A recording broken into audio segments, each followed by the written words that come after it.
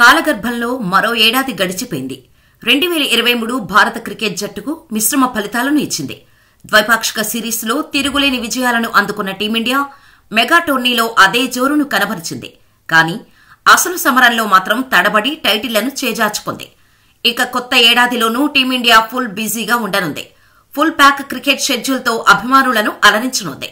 T20 ప్రపంచ cup 2024తో పాటు world test championship లో భాగంగా కీలక టెస్టులు ఆడనుంది.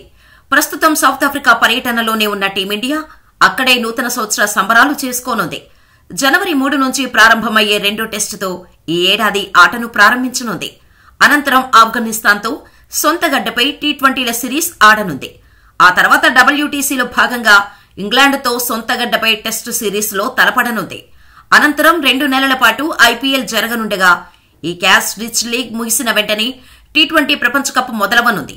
ఈ మెగా టోర్నీ అనంతరం శ్రీలంక పర్యటనకు వెళ్లనున్న టీమిండియా అక్కడ 3 వన్డేలు 3 టీ20లు ఆడనుంది.